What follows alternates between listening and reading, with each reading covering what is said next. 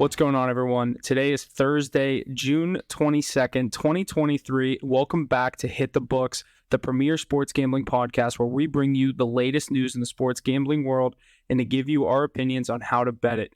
I'm joined today by my fellow co-hosts Michael Mackey and Alex Ace Ventura. No Jesse behind the glass this week as he is out in the Bahamas. But, gentlemen, we have officially reached the dog days of sports as the NBA and NHL have come to a wrap. But first, I'll hand things off over to Mackey. Mackey, how have things been with you, brother? Yeah, pretty good. No Jesse this week, so Huff's taking on a heavy load this week. Doing a pretty good job to start, so not much going on. Ace, what's going on with you, my man? How are things up in the New England area? Going well up here. It's getting hotter, but so are our picks on the MLB card. We've been crushing it as of late. I think we have like a 7-1 run going, something like that. And personally having some success on the diamond as well. So love to see that as we get into that dog days of summer, like you said, and ready to talk some sports and some off-season moves as well. Yeah, absolutely. We have been doing really well on the MLB card. I know we were, Mackey, I think it was 7-1 in our last 8, and then last night we went 1-1. So is that 8-2 in our last 10? Yeah, exactly. Okay. Two straight days. I just want to make sure I was correct on that. With no unit movement. I was going to say, yeah, we had the back-to-back days where we were hitting the minus play and then couldn't get the plus money play, and we were just having 1-1, no unit movement nights. But can't complain, I guess, about not losing. But we have been on a roll, like you said, 8-2 in our last 10. So I got 2 plays out tonight. I know the Braves are underway. I don't know what the score of that game is, but that game will be underway as we were recording tonight. Oh, it's delayed? Yeah. So this week we are going to do our top 3 segment. It is going to be on our top 3 MLB jerseys, current MLB jerseys. Ace had a good comment there. If it's current or all time, maybe we'll save all time for another segment here at some point. But top 3 current MLB jerseys, could be home, away, the City Connect, any of the alternates. Obviously, these teams have more than just 2 jerseys now. So any of the top 3 that you could see on any given day in the MLB. Anyone want to start? Yeah, I could start. I got my 3 right here. Number 3, I'm gonna go the South Side with Chicago White Sox jerseys. Pretty dope. The pinstripes and the black behind it just looks pretty cool. The South Side is pretty tough as well. Number 2, I'm gonna go the Yankees pinstripes just because of the meaning behind it and how authentic it is. Plus, I'm from New York, so it's pretty dope. And the number 1, I'm going to go the Texas Rangers, like aqua ones, I guess, like light blue. Oh, yeah. Those are pretty cool. I mean, I don't know. I think so, at least. I didn't know where you were going with the Texas Rangers there, and then you said the aqua blue one. I knew exactly the uniform you're talking about. Those yeah, are you know tough. what I'm talking about, right? Yeah. Yeah, those are pretty tough. I like that. I like that top 3 because I love those White Sox jerseys. I obviously love the Yankees uniforms as it was I believe it was in my top 3 uniforms of all time in all sports. So I feel like I don't know. I feel like I might have to leave that one out there. I don't know. Do I want to put it in my top 3 here and in my top 3 of all time? I don't know if I can do that. You have to at that point. I feel like I kind of have to. Yeah, like it's kind of my given one, but. Mackie, pinstripes are dope. Mackie, I thought that I thought you were a Mets fan, so shouldn't you hate the Yankees? No, I you know what? I'm from New York. You gotta root for the Yankees sometimes. Plus, it's way easier to go to Yankee games, so you gotta cheer for them sometimes. But yeah, obviously I'm a Mets fan. But Mets jerseys are, not a big fan of them. Ace, neither of our cities have 2 teams. I feel like it's so like weird to live in a city that has 2 teams. Like I know I would like. You'd be a fan on one and talk shit on the other, but like a Mackey situation, if the Mets lose in the first round of the playoffs and the Yankees are in the World Series, like I'm partying outside Yankee Stadium if they win the World Series. Like I don't give a shit. They're in 2 different leagues too. Like in the NHL, you're not going to root for the Devils or Islanders because they're in your division. We don't really clash with the Yankees, so I mean, why not root for them? Yeah, that's a good point. But like the Jets and Giants are kind of the same way. Those Subway series get pretty heated though now. Yeah, definitely. There's obviously still a big rivalry there. Yankee Stadium gets pretty rowdy, but I mean, more Mets fans like the Yankees, I think, than Yankee fans like the Mets. But it's just easier to hop on a Yankee bandwagon in New York. Before I get into my top 3, just one quick anecdote. When I was at Yankee Stadium once, sitting there watching the game, I think they were playing like the Ichiro Mariners, and some guy starts trying to do the wave. This old Italian Yankee looking fan turns around, looks at him and says, "Go back to Shea." I was like, yep, that makes sense right there. And that's the difference between a Yankees and a Mets fan. But no, I don't know if that's too true, but I thought that was pretty funny. No, that is pretty spot on. Right. I'll jump into my 3 jerseys real quick. Coming at number 3, I'll go with a homer one. I'm going to go with those Red Sox red jerseys. Big fan of those. That red's very flashy. Kind of reminds me of Xander Bogaerts in them, but he's not really on the team anymore. So got to look to Devers to really turn the tide with those. But yeah, I got to love the red with the blue lettering. Coming in at 2, I'll go with those baby blue Cardinals jerseys. I don't know if you guys have seen those 2 recently, but those are pretty steez. I think the Cardinals have a cool logo too, with the bird on the jersey and writing out across the front. But the baby blue is definitely one of the top colors, in my opinion. And then coming in at number 1, I'm going to go with the Marlins again. I know I've done them on a different jersey rating before, but I'm going to go with the teal throwback that they're repping this year. It has that teal cap on top, pinstripes on the chest. I mean, just iconic. Reminds me of those Florida Marlins from like winning the World Series in 97, 03, years like that. But love seeing those, and especially with some of those young arms they have coming up nowadays. Yeah, that's a solid one. I obviously, as soon as you said that Cardinals blue, when Mackey said the Rangers one, I was going to compare it to that Cardinals one. Kind of the same thing, in my opinion. Same color scheme and everything. Yeah, Cardinals are just iconic with like the little red bird sitting on the logo too. I mean, that's so clean. St. Louis, cool city too. A lot of cool players have gone there throughout our lives. Yadier Molina, who I idolized, and Albert Pujols as well. So definitely love those. But I thought the Marlins ones are just sick right now. Those are my favorite for sure. Yeah, and that's definitely a solid top 3. And both you had ones that are in my top 3. My number 3 is the white Cardinals, just the normal home. I just like the all white with the Cardinals sitting on the bat, like Ace said. That's a classic logo. I love that one. Number 2 is going to be the white Dodgers. I love the Dodgers, the red, white, and blue. That's a classic. Obviously, that's never going to change for a reason. And then number 1 is going to be the pinstripe Yankees. Honorable mention, I do love the Pirates black jerseys. They were one of the best like away jerseys in the MLB. I think the black with the white pants. I love that look. But also Mackey, those Southsider Chicago White Sox jerseys, when they wear those with the black hat, black jersey, black pant, black cleats, everything, like there's no other team that has a uniform like that. And with the silver pinstripes, those are definitely some sick jerseys. So that's my top 3. 1 Yankees, 2 Dodgers, and 3 Cardinals. 3 just classic franchises. 3 uniforms that haven't changed very much, if anything, in the past however many years. Huff, if the Buccos go back to those tall caps, you think they can crack your top 3? The what do you mean, the pillboxes or you mean the round one? Yeah, the one that came up higher, I thought. Yeah. I don't know. I do like the yellow jersey that's hanging on my wall back there, that Pirate jersey, that they wore that for a couple years and then they kind of stopped with that.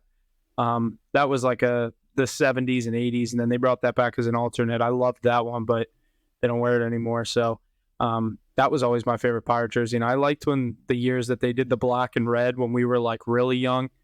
They had like the black and red and yellow jerseys, but they kind of went away with the red. So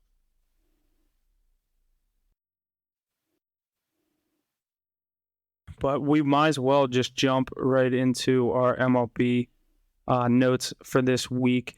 And it has been announced that Rick Woodfield, the oldest professional ballpark in the United States and former home of the Birmingham Black Barons of the Negro Leagues, will host a regular season game between the Cardinals and Giants on June 20th, 2024. So next year, just under a year. Obviously, this is June 22nd, 21st when we're recording this. So just under a year away. 2 franchises on the up and up. Obviously, the Cardinals not where they want to be in the standings, but I think that'll be a pretty entertaining game. Where's this game at? Birmingham? Who put this in here? Does anyone know anything more about this? Yeah, I put that in there. I mean, going to a classic site down in Alabama, obviously historic with the Negro Leagues and those games back in the day. But you got to think these Cardinals are excited for this next year of baseball they got ahead of them. Obviously, they aren't performing up to their standards, but we've talked about it before when they're playing the Cubs out in England, in London in a few weeks. And then 1 year later, they get to take on the Negro League Stadium as another historic site. So if I'm on that team, if I'm Goldschmidt, if I'm Nolan Gorman, Nolan Arenado, I'm hyped to be a Cardinal right now. Yeah, that is a good point. It's definitely something to look forward to early on next year, or mid MLB season next year. So we'll get right into this next thing. We got Lance Lynn has set a White Sox record as he recorded 16 strikeouts on Sunday against the Seattle Mariners. I mean, He did that in a loss too.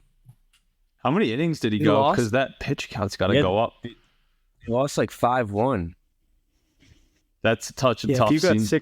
16 Ks and you can't get some run support, I mean, they've been decent lately too. Like we've been taking the White Sox, and obviously the Mariners, they're kind of on the downhill slide this year. They're not having their best start to the season, but I mean, it's tough to lose a game when your pitcher gives you 16 Ks. Well, the tough thing is, I mean, obviously it's exciting news because who expects Lance Lynn to be spinning the ball like that nowadays, especially as an older veteran?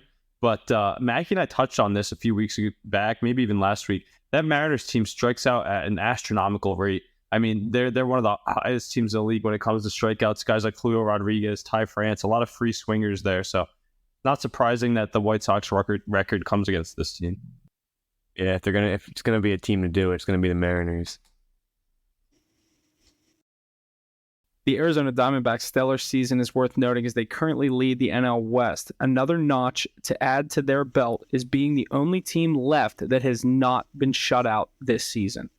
I mean, what an accomplishment. Mackey, we've had them on the card how many days in a row now? I did that segment on the breaking news on them. We were talking about them before they took the lead of the West, and they just keep winning games, and they find themselves down, and they still battle back. It's nuts. I've been riding this Diamondbacks team since day one. They're so good, and the value on them, even still like today, like you can get them minus 110 against teams that are like 15 games under 500. Yeah, it's crazy. I mean, Corbin Carroll, obviously the spark plug for that offense in the 3-hole, but they've been getting good pitching and good production throughout the lineup. Ketel Marte, Perdomo, a few other bats, Christian Walker heating up. It's nice to see. And guys like, who do they have on the mound? They have Merrill Kelly, I believe, Zach Gallen. Guys pitching well this year. They're minus 140 tomorrow against the Nationals. That's crazy to me. Like, that's just disrespect. I don't really care who's pitching. It looks like we're already getting an early entry on our daily card. Sounds like it. Yeah, that is a good point, because that was like kind of like Baltimore when Baltimore was on that run a couple of weeks ago. And Ace, I know you took them the other day against Tampa Bay. Would you get plus 150, something like that? So those teams, I'm not saying they're similar, but the Diamondbacks, those teams, if you find those teams that they're not necessarily given the right price, teams like the Diamondbacks, Orioles, if you ride those, I mean, all season you're going to be caking off this Diamondbacks team. All these young, I make up. All these I make up for the loss in some other places, but yeah, this team is definitely pretty profitable. Yeah, we can always find a good team to blow a lead. Just ask my Padres the last couple nights. But it's so surprising with these Diamondbacks and these Orioles how disrespected they are on the books. But the odds makers must see these veteran teams that are leading divisions and have championships in their headlights. I mean, the Diamondbacks are taking out teams like the Padres and the Dodgers. Even the Giants were once a formidable squad. And then the Orioles, like you had said, Hoff, they're taking on teams like the Rays and the Yankees, Blue Jays, Red Sox. I mean, not easy, but they're getting the job done, and we just definitely have to ride the wave while we can.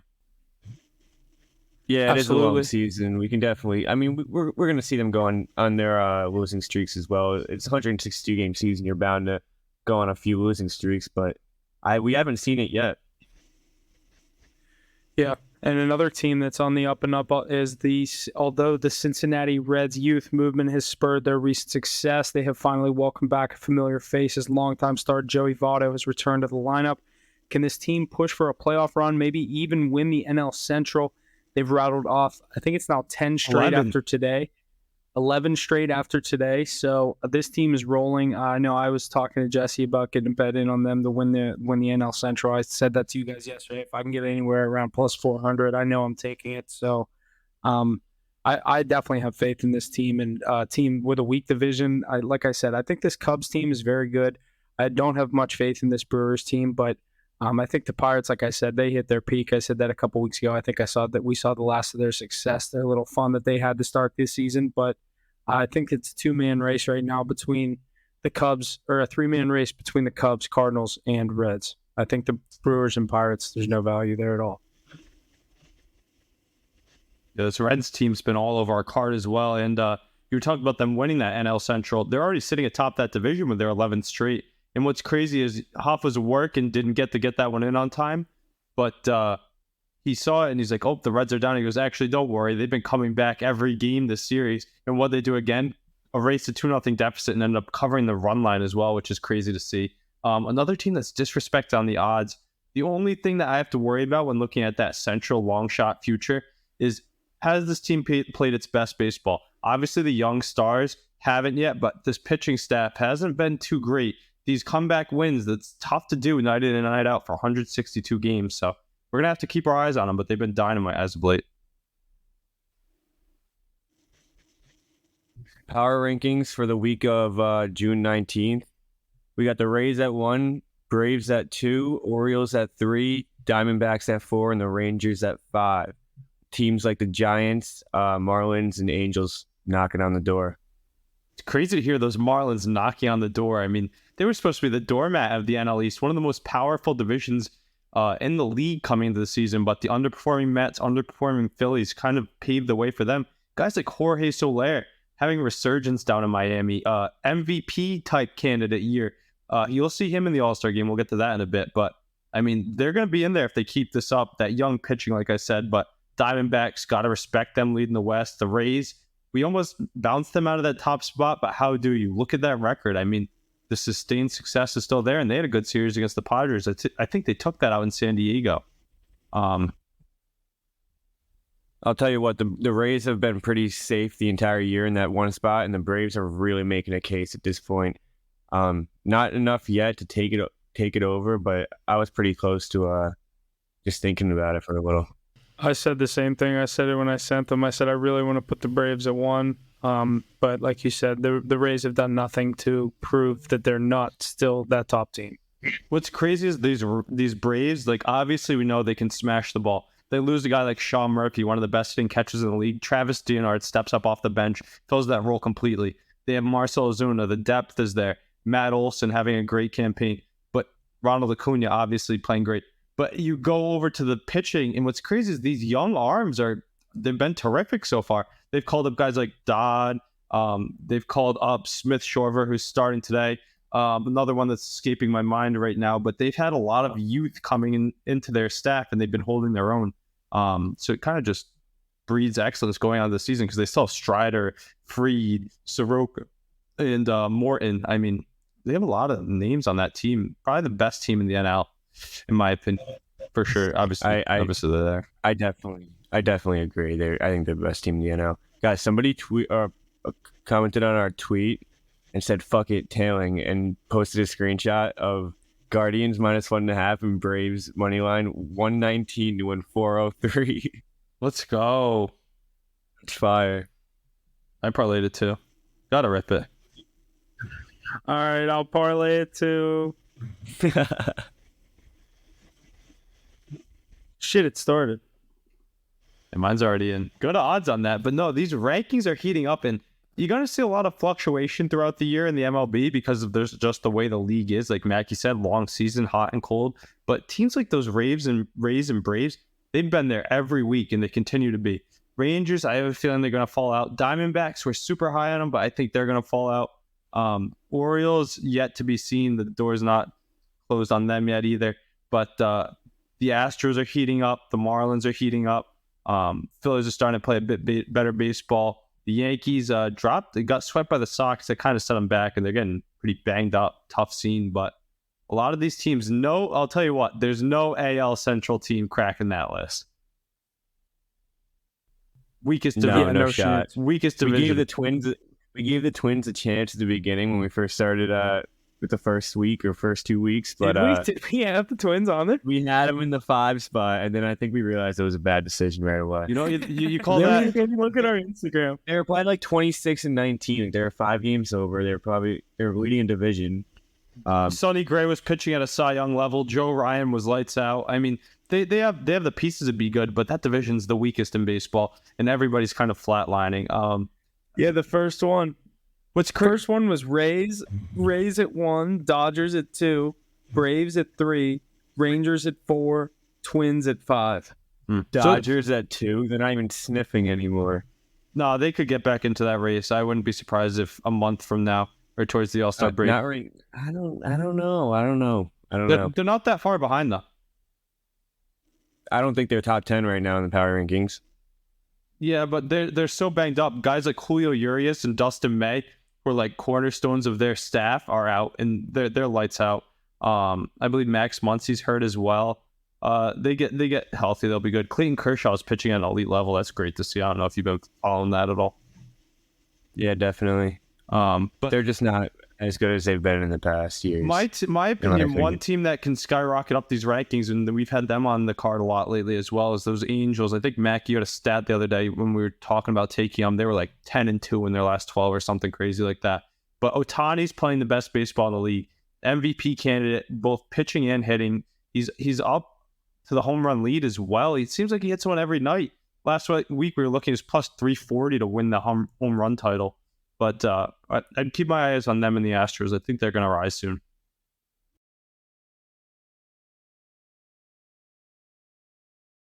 All right, so let's shift our gears over to the All-Star game a bit. As we know, voting ends tomorrow night, so we definitely want to get our Hit the Books voice in there for the MLB. I've seen a lot of these Blue Jays fans kind of stuffing the ballot box and getting guys like Kevin Kiermaier and Dalton Varsho up there undeservedly, so we definitely want to make our picks here. We'll let you guys listen along as we go through. I'll start off with the first basemen here. You guys just want to throw out some that you've been thinking that have been on the rise this season. I know in the AL, guys like Vladimir Guerrero Jr. come to mind, Anthony Rizzo, Andrew Vaughn playing well. If I had to look, I'd say Vladdy, even though he's not playing good like his best baseball, he's still playing solid for not anybody else. And it's one of the guys that you just now want to see in the All-Star game. I'd probably go the same pick, him or Rizzo. Yeah, I'm huge on the star power. I think Rizzo's a great pick as well, but I have another Yankee down the line who I think is going to crack my starting lineup, even though he's injured. But we'll jump over to the NL with our first base pick. I think this one's a bit easier. Matt Olson and Freddie Freeman both playing great baseball. I mean, Freddie Freeman batting above 320 with 13 home runs and 46 RBIs. And meanwhile, Matt Olson has 21 home runs and 52 RBIs. That's pretty nuts. But Mackey, I lean with you on Freddie there. Yeah, I definitely lean Freddie. Matt Olson's not a bad pick though if you're gonna go that route. He's gonna be coming off the bench, and I wouldn't be surprised to see him there on All-Star Game weekend, possibly in the home run derby. Either way. Jumping down to second base a bit. This is a tough position. Not too many. This is one of the lighter positions of the league, not too deep.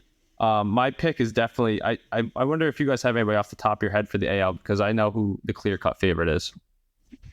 I don't know. Me not knowing the clear-cut favorite, I have Brandon Lowe in fantasy. I'd probably go with him. He's been a stud for me in fantasy. Yeah, you'd think Altuve too. The leader, Marcus Semien. Remember that 27-game hit streak he had? Marcus Semien? Yeah. Dude, he is raking right now. I forgot Absolutely he's on Texas, having a season. Batting .277 with 10 home runs and 54 RBIs. He could be the reason, one of the main reasons that they're consistently in our top 5 power rankings. Yeah, definitely. We'll throw our vote there. Going over to the NL, I'll give you. I feel like this one should be pretty easy. Pretty similar Louis to Arias. Yeah, there it is, Mackey. You got it right on. I mean, he's batting .400. He has to be the starter in the All-Star game. Yeah, hit the nail on the head. I agree with you. Who else is batting even close to that? Nobody. So tough to see for guys like Nolan Gorman having a good campaign. Jumping down to third base, I already know who I'd pick personally. I'm an Albies guy. I like Albies too, but he's definitely Arias. Yeah, those guys are going to be these guys we're talking about are going to be pressing for those last vote and bench spots, but Louis is going to get the start, I think, batting close to 400 or just above it.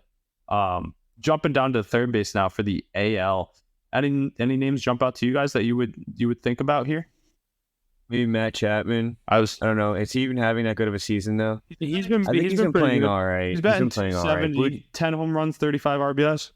270. I mean, you can't complain with 270. I mean, he's getting the job done. Meanwhile, my pick would be a homer one in your opinion, but 17 home runs, 57 RBIs. My guy Rafael Devers definitely deserves to start there, in my opinion.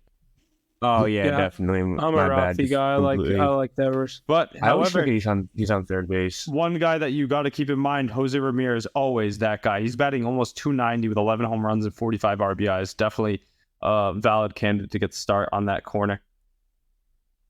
I'm going to go with Devers there, though, for sure. And then on the National League side, I know who I'd go with. I bet on him today, and they let us down. But he'd probably be my pick out in the NL. No. Yeah, they fucked us today. He hit a hit, Arenado, you going with? Exactly. 15 home runs, 50 RBIs, batting 275, Huff. I mean, how do you not? But tough game. He's on my fantasy team. Yeah, he's good.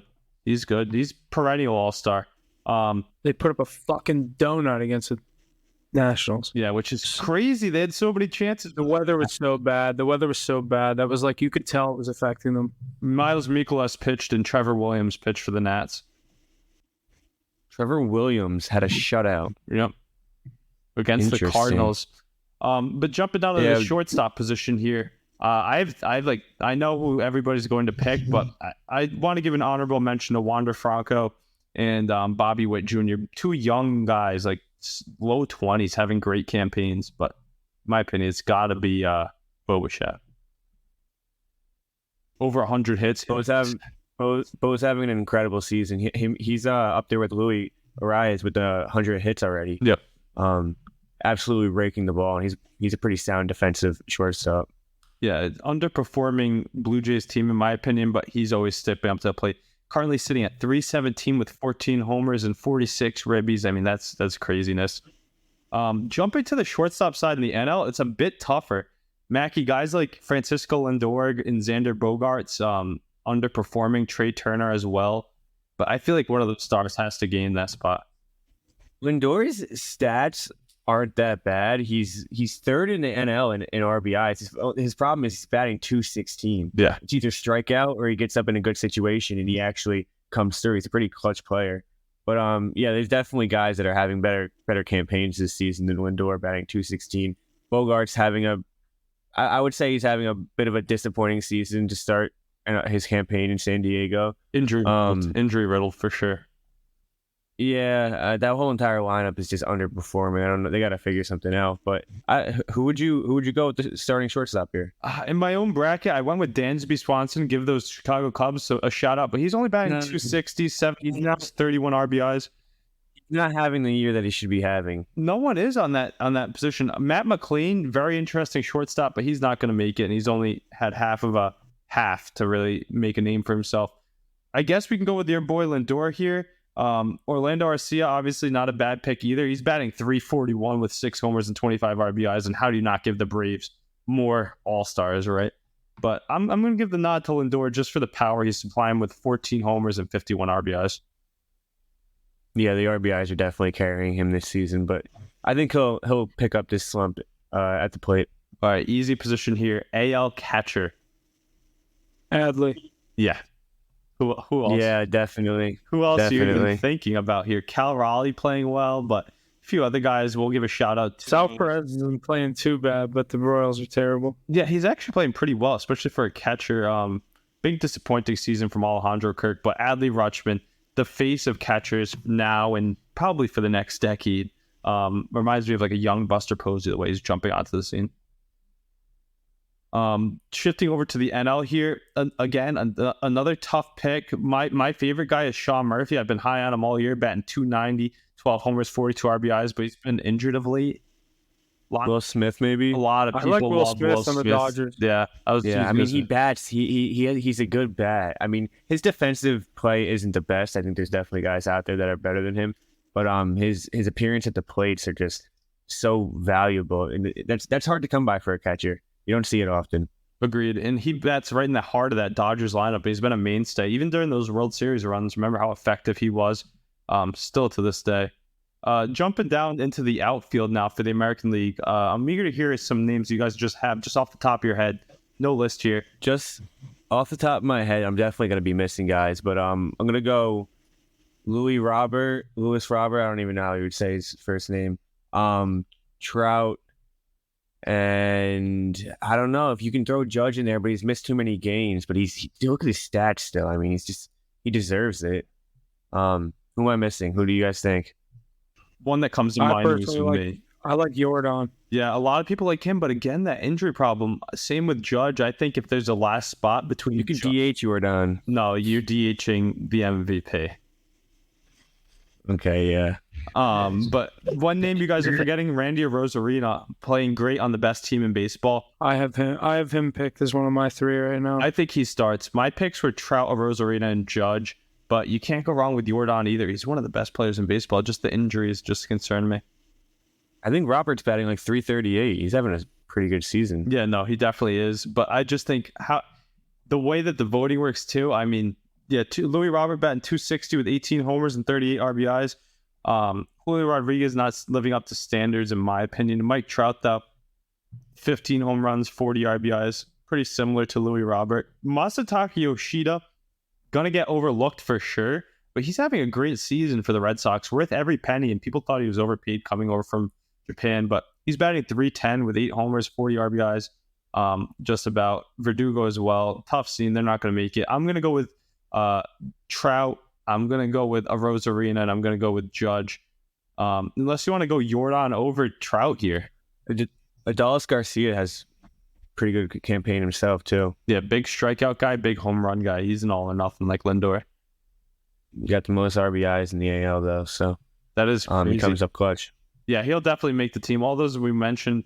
I'm gonna go with Mackey's decision here. I'm gonna take out Mike Trout. I'm gonna go Jordan Alvarez, Aaron Judge, and Randy Rosarina. I think that's a good trio. Those guys have been playing great. Their teams are playing well. Sucks because 2 of those guys aren't even in the lineups right now, which is crazy, right? And they haven't been out too long. No. Jump over No, I'm not. I agree with your picks. I'm just saying it sucks that they're. Yeah, they probably won't be able to play in it. Hopefully, they're back by then. But jumping over to the NL, this one's pretty easy. Who's the first ballot NL All-Star Game guy? He's leading the whole All-Star Game in votes already. Either? I don't know. Ronald Acuna Jr. Ronald Acuna, that I should have known that. Ronald Acuna. Batting 327 with 15 Corbin home runs, Carroll. 46 RBIs. Yep, Corbin Carroll locked Rookie of the Year. Also batting about 300, 16 and 40. My third pick would probably go to Mookie Betts, kind of a homer pick. You could probably pick someone who's having a better campaign, but I feel like you can't really miss there. Any other third outfielder come to mind for you guys besides Mookie?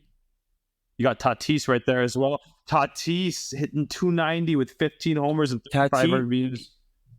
Dude, he's just so athletic watching him play. Like he can steal a bag at any point.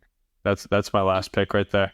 It's gotta be Fernando Tatis. In a shortened season with the numbers he's put up is insane. And while the Padres themselves have been underwhelming, he has not been. He's done everything in his power to make that team what it is. So that's our All-Star Game picks for this year from Hit the Books. I mean, starting pitchers. I don't have those votes on mine. Yeah, I don't have the votes for that. Think? But just if you were to go, I'd go with Spencer Strider, or Marcus Stroman. Strider's just been getting lit up recently. He had a good game the other day, but 2 games before he go like 14 earned runs in two games. Up your buddy Mitch Keller as well, having a great campaign, but it's the NL one's got to be Marcus Stroman, in my opinion. I would agree with that. And then coming, like his last 7 games, he's been absolutely out of his mind. He's the best ERA in baseball. Yeah, it's in a 2.28. No, he doesn't. Shane McClanahan does. Oh, in the NL, I must say, my bad. Yeah, and then Framber has 2.27 and Stroman's 2.28. I feel like McClanahan's the easy choice to open up for the AL, right? Yeah, or Framber. Him and Framber are both having insane I love seasons. Framber Valdez, but I think it's gonna be McClanahan. Yeah, he's been the first to every big achievement.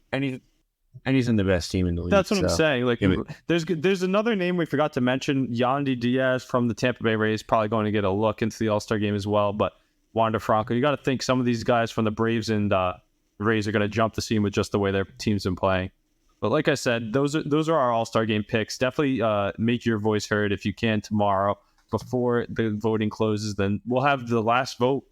Exciting time as well. When the last vote comes out, we'll definitely get you that info as well. So, yeah, looking forward to this All-Star Game in just over a month. Absolutely, and we will shift things over to the NFL, where Tyreek Hill recently stated that he wants to break the record this season as he has his eyes set on 2,000-plus yard total in the upcoming Dolphins season. In such a tough division and with so many questions about the quarterback, can he get it done in Mike McDaniel's offense? Side note, Tyreek Hill is under investigation for battery and assault at some, I forget where it was, I forget where it was. It was some public place, but we'll see what happens with that. But back to the first question, Mackey, it doesn't seem like you think he can get it done with Tua under center. Well, first of all, you can't get a 2,000-yard season with a 6-game suspension, so he's got to deal with his legal charges first, and then he can talk about a 2,000-yard season.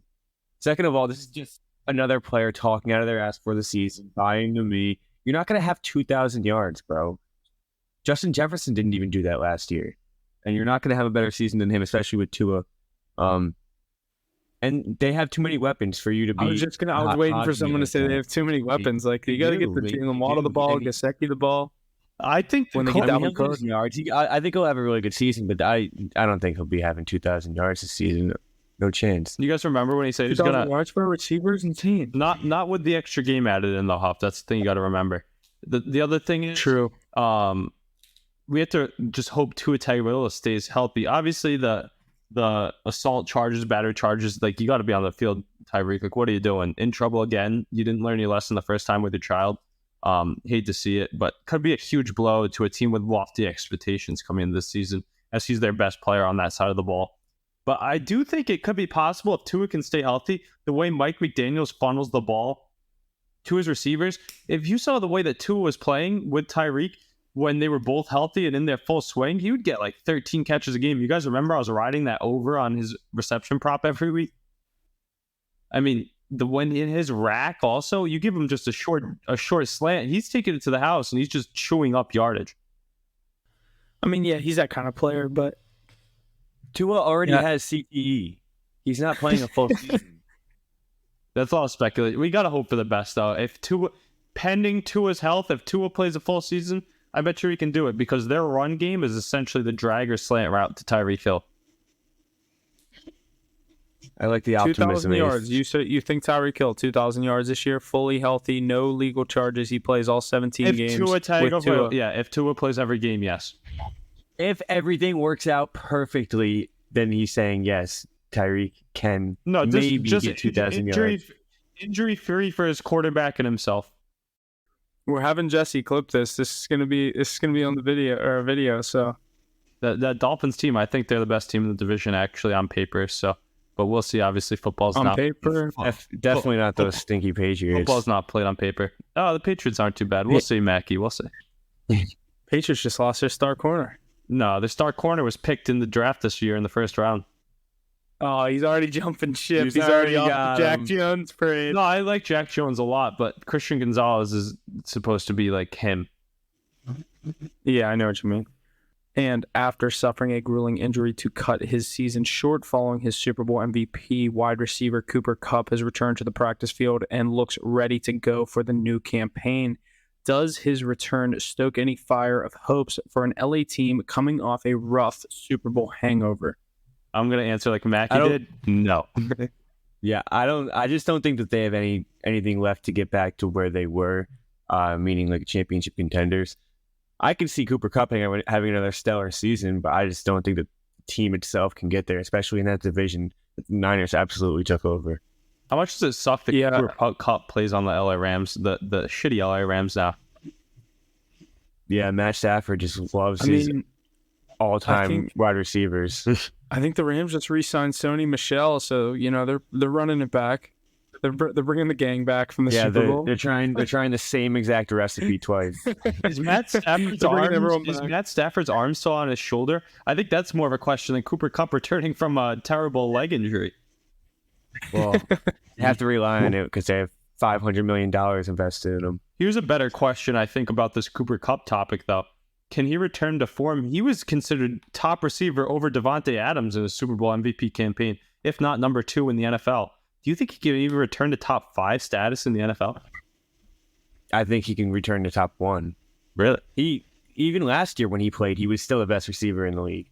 Well, I genuinely believe that. I think Jefferson and Jamar Chase took steps forward while he was out, and they're getting better and haven't hit their peak yet. And I would just think maybe this injury, and Cooper Kupp's not young. Let's not forget that.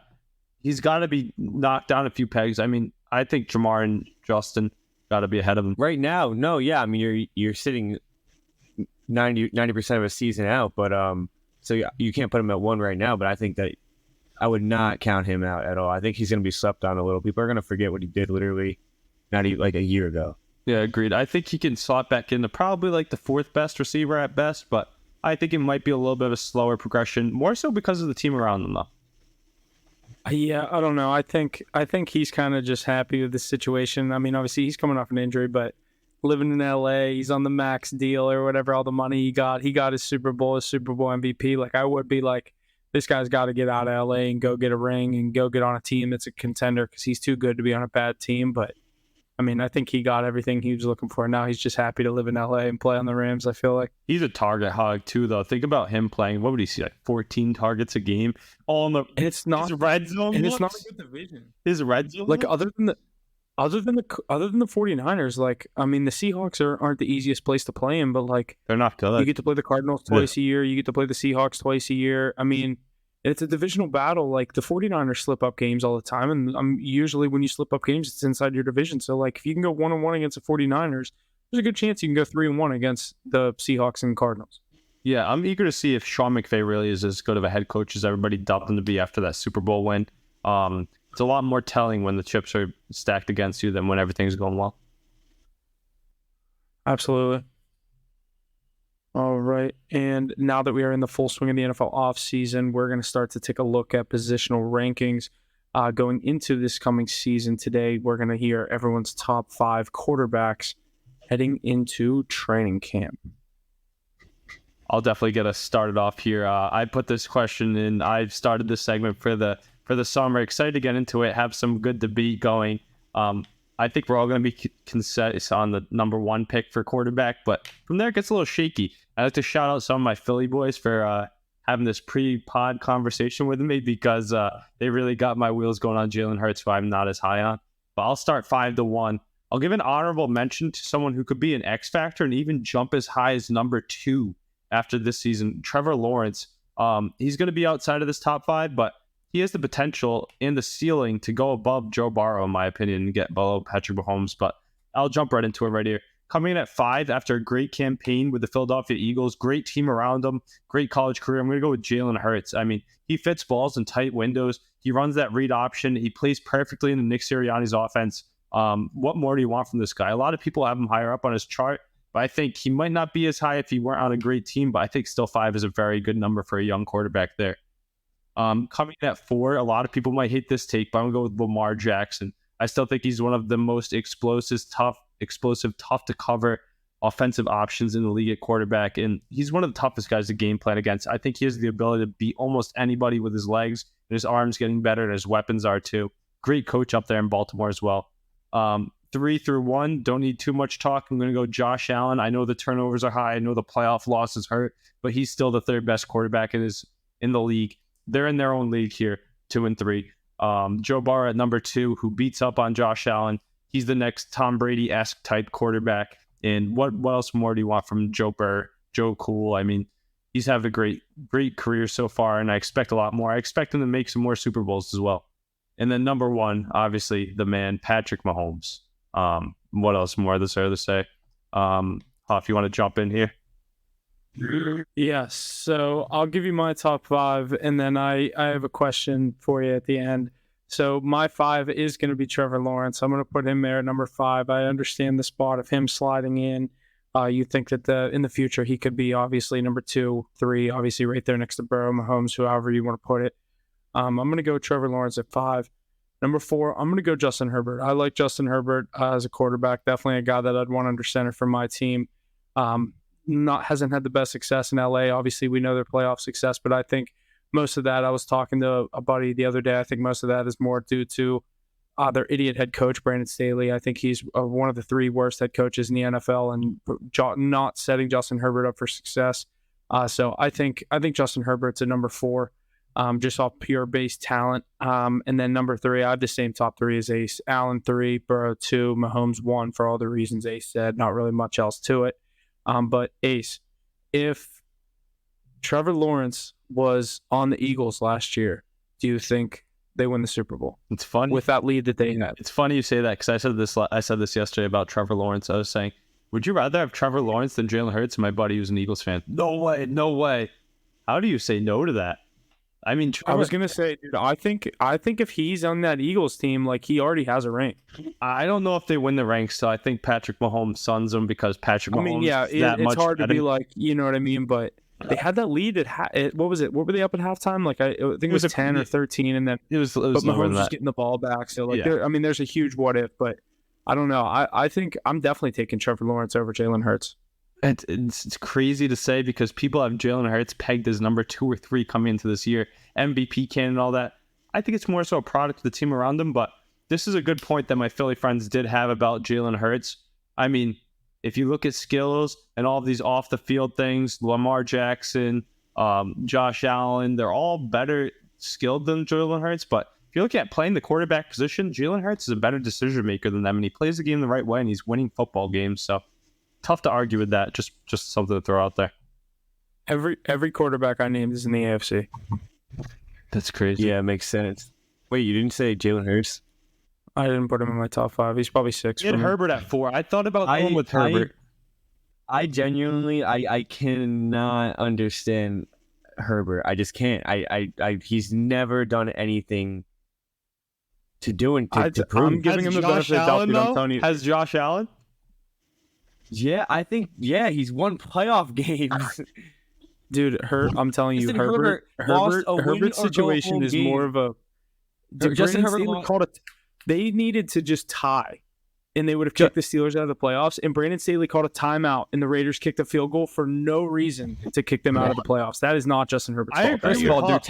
I agree with Huff. I think it's the coaching staff. Someone was saying this to me yesterday. They thought that is so asinine. That is actually crazy. You're not blaming a starting quarterback for not winning back-to-back seasons. He had a 33-point lead this year, and you still lost. My buddy said that. And that's a good point. Anything. You do one thing right in the second half, and you are winning a playoff game. Yet you didn't, and then you lose to Derek Carr and the fucking Raiders the year before when you're 10 times better. You guys probably had top 5 odds to win the Super Bowl, and you lose to Derek Carr in a winner-go-home game. Yeah, I agree with Mackey there. That's a good point. Then you brought a 33-point lead. That's why Herbert didn't crack my top 5. But that's a good point. Like, if you're any good at quarterback, shouldn't you be able to at least control that win games? That's such a big lead at halftime. But I agree with Huff here. I'm going to stick this one on the coach. The tape is not out on Herbert. Herbert has the potential to jump Josh Allen, I think, for that 3. Dude, Brandon Staley's if he can win, top 3 worst head coach in the NFL. Agreed. But if Justin Herbert could win football games, he could be top 3 definitely. But he can't. So you cannot put him in that conversation yet. He had that bang. But I'm going to rattle. He was hurt a lot last year too. I'm just going to rattle off my top 5 real quick. We all have the same top 3. I think it's pretty consensus. I don't think that should even be a question. So it's really just a 4 and 5 spot. 4, I am going to go Jalen Hurts, just because he got there. He got to the Super Bowl. He got an MVP. He had a 14-3 season. He did everything that he needed to do. And if we're talking about best quarterbacks in the league right now, he's definitely 4, in my opinion. 5, I'm going to go Trevor Lawrence as well. I would give it to Lamar, but he's just the injuries and the inconsistencies. I just can't put him there at this moment. But I don't really buy into Trevor Lawrence as much as all you guys do. He had a good end of the season last season. Yeah, into the playoffs with a 9-8 record, I think, or maybe it was 10-7. But I just wouldn't jump the gun on him quite yet. I think saying that he could be better than Joe Burrow is kind of crazy. At least half at of this it's how point. big he is. Half of it's truly how big he is. I understand the potential. I understand the ceiling, but what Joe Burrow has done in his ceiling. Oh yeah, no, I didn't say better than Burrow. Yeah, Mackey, what he's already proved. Ace, I'm not saying that you couldn't be right. This could be a good take because a lot of people and a lot of analysts. No, I didn't have him. I didn't have him in top 5. What? No, because you have Lamar and like. Oh yeah, which I get the Lamar case, but I saying that he can have a higher ceiling than Joe Burrow at this point in both of their careers is I just don't see it. I don't see how that could. Trevor Lawrence. Yeah. Yeah, I think one thing my buddy told me, this is a good point to bring up. So you remember Joe Burrow before the Super Bowl run year, after his rookie year, people were like high on him. They thought he was going to be good, but they weren't like super high on him. They didn't know how, because he tore his ACL his first season. Yeah, but after it took him 3 years to get his third year, he got to the Super Bowl. No, his second. Or his second, but right before the year of the ACL. Yeah, so but going to that year though, he wasn't projected to be like number 2 right behind Pat Mahomes. You know, like Josh Allen had that spot pretty clear cut. Trevor Lawrence kind of out of that top 5. I agree with you. He's like 6 or 7 for me. He's sitting right there. The stars aligned for Joe Burrow in that Super Bowl run. Everything came together, and I think this season could be the same thing for Trevor Lawrence. The stars are going to align. I think you have Calvin Ridley, you have Travis Etienne.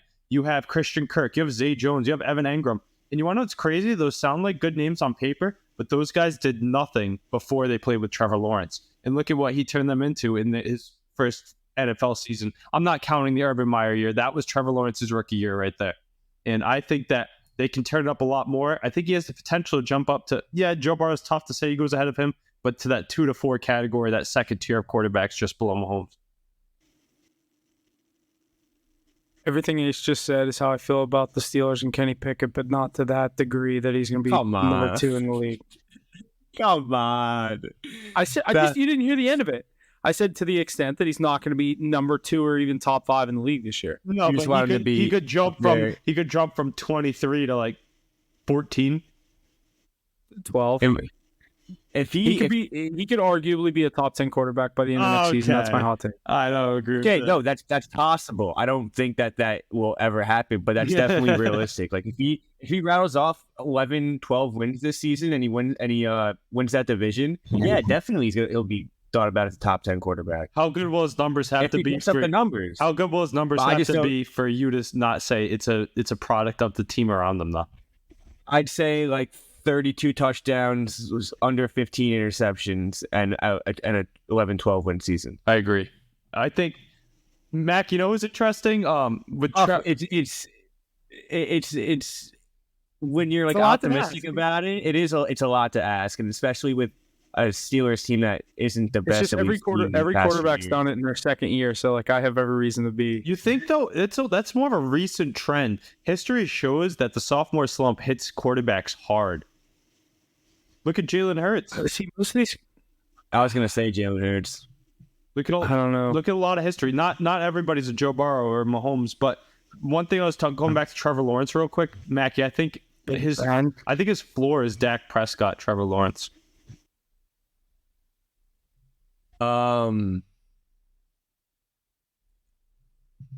wouldn't say that's a bad take. I wouldn't, but you can't really say that about Dak, who's like in the middle of his career right now. You never know what the next 7 years of his career could look like. Well, I was gonna say Trevor Lawrence already has a playoff win. I think Dak has 2 in his career, so he's halfway there. Yeah, I guess that's fair to say. Yeah, just from like a play style perspective, in my opinion. But in my opinion, like you'd have to rattle off a bunch of winning seasons. Dak doesn't have losing records. Yeah, no, he's a solid quarterback. He's a fringe perennial Pro Bowler. He's always in that conversation. Yeah, I'd say he's sitting around 8. Dak? Maybe 9. Yeah, you know who gets criminally underrated by all 3 of us right here is Aaron Rodgers. Rightfully so after his missing the playoffs, but he's still good. I almost put him in my 5. Surprised you didn't put Deshaun Watson there. Oh, he has the potential to be there. He shows up 3-0 with 3 straight games. He's a top 5 quarterback in my opinion. Yeah, I mean, another guy that's looking to make that jump, I don't think he's going to get there, but a lot of people are putting him up there. One of the more overhyped quarterbacks coming in the year is Justin Fields, sitting in the low single digits.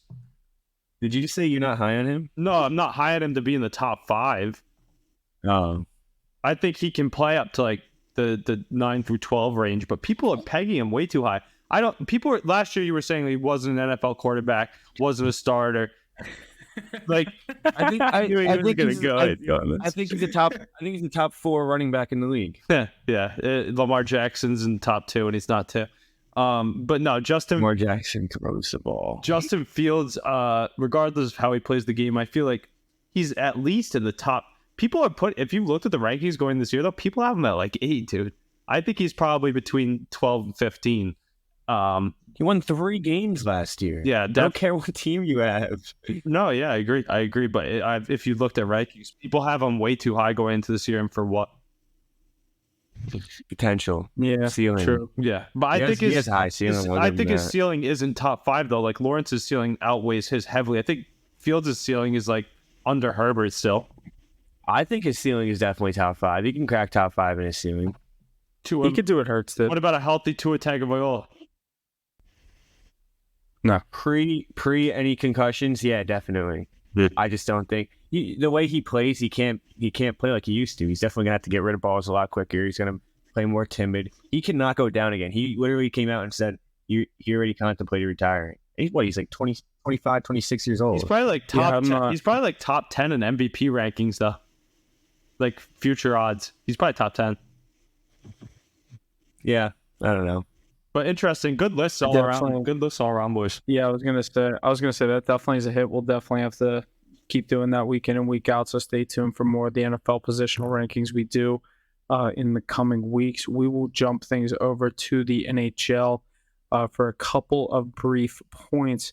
Obviously, we saw the Vegas Golden Knights win the Stanley Cup a few weeks ago, being their first one, knocking them off of the list of the teams that have never won the Stanley Cup. We have a graphic here of the teams on this list. Who would you say is the team that will be the next to be removed from this list? I think the easy answer is definitely Florida. They're there this year. They have the roster built for it. They're a few games away. They could definitely be back there. But 2 other picks that I think could definitely get there are the Ottawa Senators if they add the right pieces in the next 2, 3, maybe 4 years. And the Seattle Kraken. We saw it this year. They were a pretty big powerhouse this year. Love that pick. Beat the Avalanche in the first round. Proved they could be there. Phil Grubauer had a pretty good playoff run. So I like that team as well. I think that they can go on a run in the playoffs in the next few years. Yeah, Mackey, with that Seattle Kraken pick, I just want to touch on the Kraken first off before we even get into our picks. But the way that you can set yourself up as an expansion team, like you can plan out your next 5-10 year course. And you should be able to get into cup contention like right away in that window, in my opinion. The young team that's up and up, Matty Beniers like leading the way. Don't they have Shane Wright as well, or is that the Canadian? They do have Shane. Yeah, they do. They do. Even though he's a bust, but like, it's crazy. Like they have the young pieces, and you can mold your team perfectly. You're not really under any cap restrictions as a young team, so. I definitely like that Kraken pick right there, and they'd definitely be following the NHL script of expansion teams. I have that same top 3, and another one coming out of the West that wouldn't surprise me is the Minnesota Wild. I feel like are always there in that division. That there's not too many great teams. That Central Division, the Wild are always sticking around in the first and second round of the playoffs. If they had a couple of pieces, I know last year they were talking about unloading guys like Greenway and like a lot of their depth pieces because I knew they could get a lot for them, but. I'd love to see the Wild make a run here, but that's just always a team that I never really had any, like the Penguins and Wild never really had any rivalry there in the West. Like that's always a team I thought was a pretty cool team to root for, and definitely one I'd root for. But Mackey, the 3 that you said are probably the 3 answers I'd go with, but the Wild would definitely be my 4th. If I had to pick 2 East, 2 West, it would be Florida, Ottawa, Minnesota, Seattle. Kirill has like 7 points in 3 playoff series. He's not performing in the playoffs at all. And you having a star player like that, you need him to step up big time. And they also don't have much around him yet. I feel like that team is like a bunch of depth. Like, yeah, they're pretty good in the regular season, dude. They sit around 100 points year in, year out. It's such a hard place to play. Like their fans get so into it. Like I feel like it's a really hard place to play in the NHL. Like no matter on any given night. Like I feel like Minnesota is not an easy place to go play. On that list, they definitely deserve a cup the most. But Mackey, that's a great point about Kirill Kaprizov with the points because I never even would have thought of that. But one thing that makes me think he's pretty banged up towards the end of every season that he's played in the NHL so far. Correct me if I'm wrong. But I think that team definitely deserves a cup the most out of everybody on the list. But hear me out. I would say so too. Hear me out on my takes. I think that the Kraken definitely, like, I'd look at that one. Mackey's right with the Panthers being the easy answer. But I think the teams like the Panthers, The Sharks and the Predators missed their window. They've been in the cup within the last 10 years and blew it. I think one team that beat both. You guys know what I'm going to say that we're both sleeping on, and maybe not this year, not Buffalo next year. Sabres. Yep, but a few years from now, that Buffalo Sabres team is growing. It's growing. We're all looking at that logo, wanting to say it. We just none of us said it. Tage Thompson, I didn't even throw a fifth one in there. There's only so many teams on here. I was like, I'll throw the Wild in there to make it 2 East, 2 West, because I do think Ottawa's on the budding of like being a really good team because they have so many young pieces. I thought so too, but that Ottawa just throws me off. Their goaltending and there's like ownership changes, defense, and then now did you guys see they want to move on from DeBrincat after just bringing him in after one season? That makes no sense to me. He's one of the best players on your team. I know you have guys up and down the lineup with youth, but you want to be relevant. I feel like they can get a lot for him. Why would they not keep that core together? They were towards the end of the season. They were in a playoff hunt. They were 2 points out with like 2 games to go. Yeah, agreed. They're right there. All they got to do is get into that wild card spot. We saw what the Panthers could do with it. Well, yeah, I'm gonna go with the Sabres. I don't think any of these expansion teams win anytime soon, because I think that the Kraken and the Sabres window is 3 to 6 years from now. But I think Tage Thompson could definitely powerhouse this team on a run, especially when these Eastern powerhouses get older, I should say. Yeah, you two are like ancient. Yeah, right. That's all right, Mackey. Maybe you guys. No, I don't want to hear about the Cubs. I don't want to hear about the Cubs. I'm gonna say maybe you guys will be good in the playoffs when you're ancient. Because obviously the youth isn't doing too well. We'll never be good. Yeah, you just got to get the whole team to shave their heads like the bread man. Dude, watch him come back with a ring on his finger now. Okay. What's he going to get a mood ring down at the dollar store? Vibes bad. All right, and we will shift things over to the golf world real quick, where we had the U.S. Open this past week. We saw Wyndham Clark win the 2023 U.S. Open, which was his first career win on the PGA Tour this past weekend at Los Angeles Country Club. Rory McIlroy, Scotty Scheffler, Cam Smith, and Ricky Fowler rounded out the top 5. I know I was watching this. I didn't have a bet on it going into the weekend. I did end up live betting. Excuse me. I did end up live betting Wyndham Clark and Ricky Fowler on Sunday. I got Ricky, I think, right around, you're right, Rory. Sorry. I got Wyndham at plus 150 and Rory at plus 120. So I was just looking for some nice profit there, and they ended up being the top 2.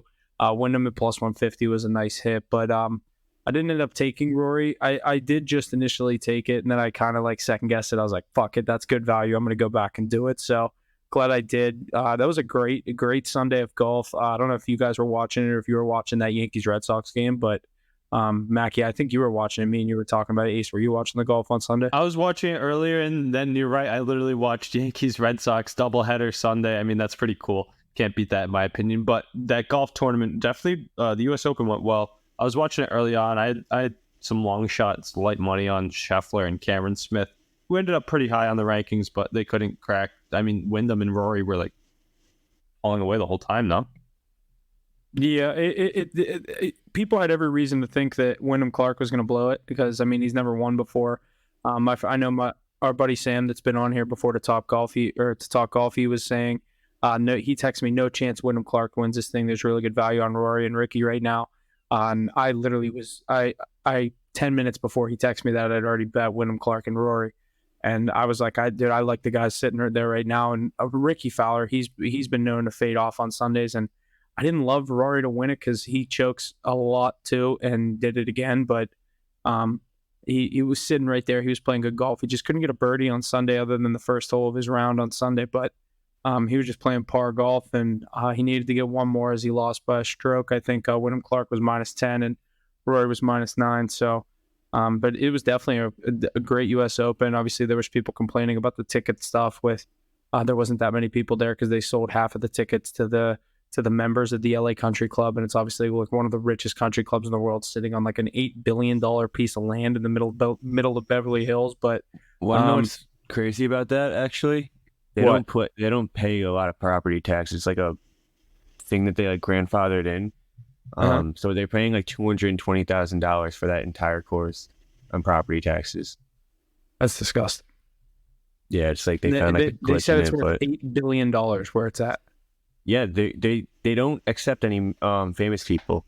Yeah. If you have like press or paparazzi associated, do you like, no, we don't want your money. You're not allowed to take a phone call unless you're in the phone booth. If they have like one in the locker room or something, you can't take your phone out of your car or something like that. You can't take your shoes off in the parking lot. It's like you can't wear shorts. Insane the rules that they have here.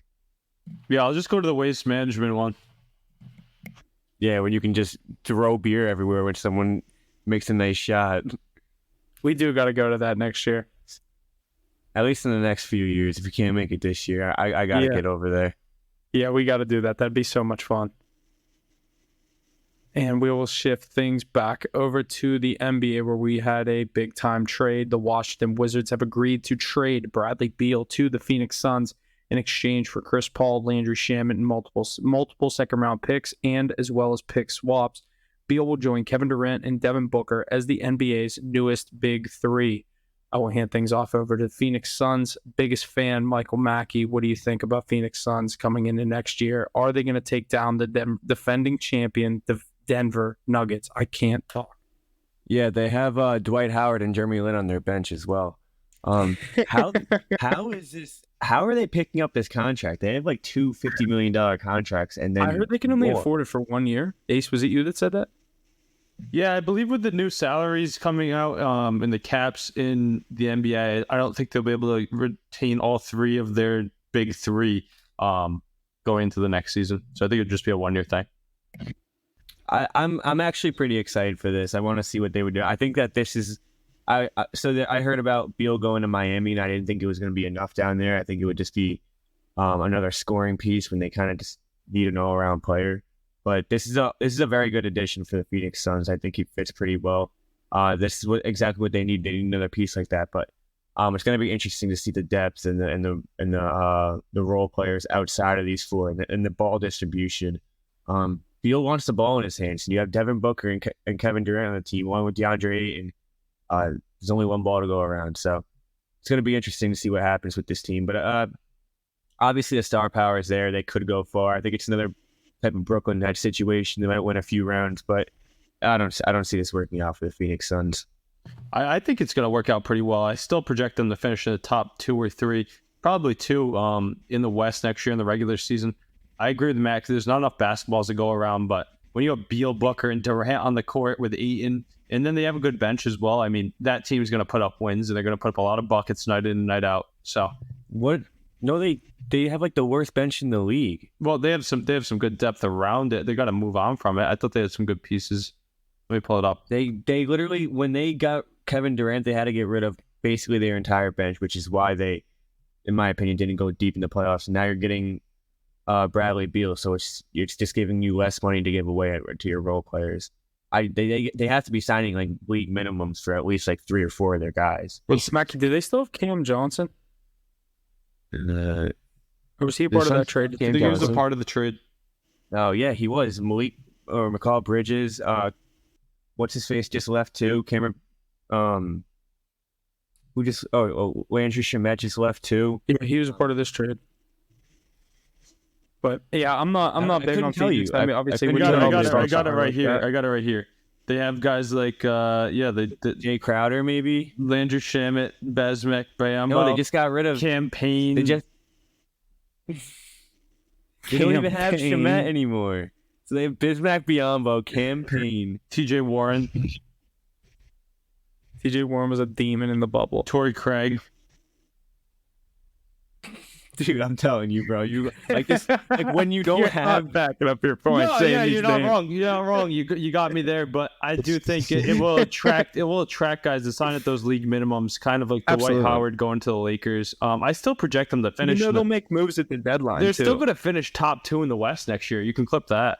If they all play consistently, we've seen these types of teams. A lot of players take off. Load management is a hobby in the NBA.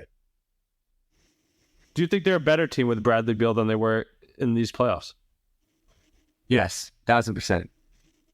Yeah, so I think they shoot up the rankings further than they were last year. But Good move out west. I still project them to be in the hunt with the Nuggets and the Lakers. A few other teams out there like the Kings, Warriors, and Grizzlies. And here we go. We'll move back to the East with the Wizards. Kyle Kuzma declined his $13 million player option with the Wizards. Where could the former Laker end up as NBA's free agency looks to be hot this summer? Obviously, Kuzma, I don't know, how good of a year did he have last year? The Wizards were just so bad. I was never watching Wizards games, so I don't know much about him. We'll get into this Porzingis trade in a little bit. I don't know too much about Kuzma and Porzingis. I feel like Kuzma's very lucky the way that he came into the league with Lonzo and the publicity and just kind of making his name a lot more known than it should be. But Kuzma, he's not. He's gonna get overpaid by somebody. Just because of, I don't know, man. I mean, he's not a very good basketball player. I'm not high on Kyle Kuzma at all. He's kind of went dormant. I've heard maybe 3 words of Kyle Kuzma since he's left the Lakers. He's just, I don't know. I feel like he's only relevant because of those first 2 seasons. If he knew how to take a pay cut, he'd be a good piece on that Suns team. I don't even like him as a piece in that Suns team, to be honest. I mean, that's a good point. If he wanted to play a bench role, yeah. Yeah, but he doesn't. He'll go play for a bad team. Another guy that's interesting to talk about, Huff, I think we got a next point coming about Colin Sexton, another young rising star. Yeah, the Utah Jazz have made budding NBA star Colin Sexton available via trade. Do you think the market is open for this sniping guard? I think there is. I think someone like the Celtics, we're going to get into that Porzingis trade. You lose someone like Brogdon. What if you brought in someone like Sexton? I would like that. I would really like that. You say that's a really good fit for him in Boston. It depends what you have to give up for him, though. 2 completely different play styles, but I do like that move. Brogdon wasn't really the move for that offense. No. Bring Colin Sexton in a flashy little pitbull, I guess you can call him, especially on the defensive side. I like that play. Nice outside. I like Colin nice Sexton outside jumper too. He would fit well on a team like the Lakers as well. A team that wants to win right now, that needs another guy who can get buckets on his own when your top guys aren't on the floor. That would be a good piece to go after. Probably wouldn't take as many assets as you'd think either. I don't think he's worth a lot right now, to be honest. I think he's worth a lot less than what he should be. Big buy low candidate for sure. Definitely. And we already kind of touched on this one. The Boston Celtics are working on a deal to acquire Kristaps Porzingis from the Wizards in a 3-team trade. The trade would send Malcolm Brogdon, guard, to the Clippers. How do you feel about this? From what it seems like, it's basically done. Yeah, I've heard. I mean, it's pretty much. I love that. I mean, Porzingis. You tell me a few years ago, the Celtics were going to add him, and for not that giving up that much, it's pretty crazy. But they could have used another big forward who can shoot as well and get buckets. That would have helped a lot. And you see guys like Grant Williams out there in crunch time. Get that guy off the floor. Give me Kristaps Porzingis every time. And like we were saying with Malcolm Brogdon, that's a good point. Malcolm Brogdon, he's a good player, definitely. But I think his value is higher than it should be right now. And he's not as great of a fit for that Celtics offense as a sniper, a pitbull, like Mackey was saying, someone like Colin Sexton, a guy who can shoot from the outside that would fit that Celtics needs better than Brogdon. So I think this is just a great move. Upgrade your front court, and hopefully they can find someone else. And I think they're going to be pretty aggressive this offseason, the Celtics. I think Jaylen Brown stays. Yeah. I think Jaylen Brown stays, I'll tell you that. Oh, yeah, I wanted to ask you about that he's in talks of leaving right now. Yeah, he's always in talks of leaving, though, huh? Every year. No, but I think with this 3-team trade, he could be involved. I don't think he'd be involved. The haul would be much bigger. I don't know. We'll see. It'd be cool to see him stick around. Yeah. See if they can do it one more time. But, am I wrong, though? Why is Grant Williams playing big minutes in, fourth quarter playoff games? What? Give me Kristaps Porzingis, dude. My favorite Grant Williams moment of all time is when he said, I'm going to hit both of them. And then he missed both the free throws. Yeah, that was two years ago. That was the first time they played the Heat in Game 7 with this team, I think. He said, I'm going to hit both of them, and then he bricked them both. Yeah. How do you do that? You're in the NBA, bro. Hit a free throw. He also woke up a sleeping giant or sleeping beast with Jimmy Butler in the most recent series, so definitely. Yeah, Grant, you're not the one on the Celtics to be starting shit with Jimmy Butler. Like, what are you doing? You single-handedly lost that series. Yeah, but no, I like this move by the Celtics. I like the way they're going. Shake up the roster a bit while keep your core pieces intact. Exactly how I would do it. So, got to see how this summer plays out, though. Like I said, they're going to be aggressive and change up that roster enough as they think this is their window. Yeah, absolutely. And we'll definitely touch on that in the coming weeks. I think that is going to do it for us, though. Do you guys got anything else? No, definitely check out our daily cards. Mackey's posting our records the other day. I think we were plus 6 units. So, like we said, we've been on fire. We've got the MLB news. We're going to give you winning picks and look for some good ones to close out this week. Absolutely. And as always, thanks for listening. Follow us everywhere on social medias. We'll see you guys next week.